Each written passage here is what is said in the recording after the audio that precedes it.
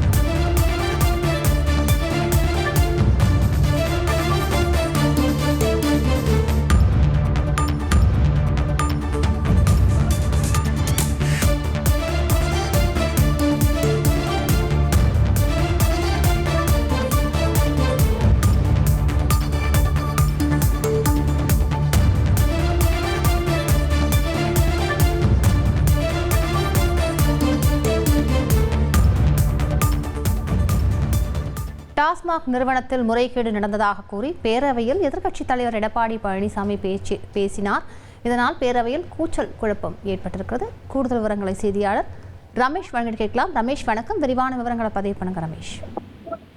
சட்டப்பேரவையில கூச்சல் குழப்பம் நீடிக்கிறது. காரணம் என்ன அப்படின்னா, எதிர்க்கட்சி தலைவர் எடப்பாடி பழனிசாமி இந்த நேரமில்லா நேரத்துல டாஸ்மாக் நிறுவனத்துல முறைகேடு நடந்திருப்பதாகவும் இந்த முறைகேடு சம்பந்தமா பேரவையில நான் பேசணும் அப்படின்னு வாய்ப்பு கேட்டார். ஏன் அப்படின்னா, இன்றைக்கு சட்டப்பேரவையில மதுவிலக்கு மற்றும் ஆயத்தீர்வைத்துறை மீதான விவாதம் அப்படிங்கறதும் நடந்துகிட்டு இருக்கு. துறை சார்ந்த விவாதம் நடக்கும் போது துறையில இருக்கக்கூடிய ஒரு முறைகேடு சம்பந்தமா நான் பேசணும்னு வாய்ப்பு கேட்டாரு. ஆனா சபாநாயகர் அப்பாவு அப்ப என்ன சொன்னாரு அப்படின்னா, ஒவ்வொரு துறை விவாதமும் நடக்கும் போதும் ஒவ்வொரு கட்சியை சார்ந்த எம்எல்ஏக்களுக்கு விவாதத்துல பேச வாய்ப்பு வழங்கப்படும். அப்படிதான் அதிமுக எம்எல்ஏக்கள் 2 பேருக்கு இன்றைக்கு விவாதத்தின் மீது பேசுவதற்கு நாங்க வாய்ப்பு கொடுத்திருக்கோம். அதிமுகவுடைய கருத்து என்னவா இருந்தாலும் அந்த 2 எம்எல்ஏக்கள் மூலமாக பேரவையில பதிவு செய்யலாம். 2 எம்எல்ஏக்களுக்கு வாய்ப்பு கொடுக்கும் போது எதிர்க்கட்சி தலைவர் பேச எழுந்திருப்பது அப்படிங்கிறது அவையில ஒரு மரபு மீறின ஒன்றாக தான் இருக்கும் அப்படின்னு சபாநாயகர் சொன்னாரு. அப்போ அவை முன்னோராக இருக்கக்கூடிய அமைச்சர் துரைமுருகனோ எழுந்து ஏற்கனவே அதிமுக சார்பில் சட்டமன்ற உறுப்பினர் ரத்தம் விஸ்வநாதன் பேசிட்டாரு. இன்னொரு அதிமுக எம்எல்ஏவும் பேச போறாரு. அப்படி இருக்கும்போது நேரமில்லா நேரத்துல அனுமதி இல்லாம எதிர்க்கட்சி தலைவருக்கு எப்படி வாய்ப்பு கொடுக்கப்படும் அப்படிங்கிற மாதிரியான ஒரு கருத்தை அவை முன்னவராக இருக்கக்கூடிய துரைமுருகன் முன் வச்சாரு. ஆனா எதிர்க்கட்சி தலைவருக்கு வாய்ப்பு வழங்கணும் அப்படின்னு அதிமுக எம்எல்ஏக்கள் அனைவருமே இப்போ ஒரு கூச்சலிட்ட காரணத்தினால பேரவையில ஒரு கூச்சல் குழப்பம் நீடித்து வருகிறது.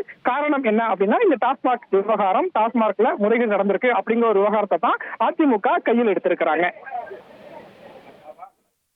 விரிவான விவரங்களுக்கு நன்றி ரமேஷ். செய்திகளை உடனுக்குடன் தெரிந்து கொள்ள உடனே சப்ஸ்கிரைப் பண்ணுங்க.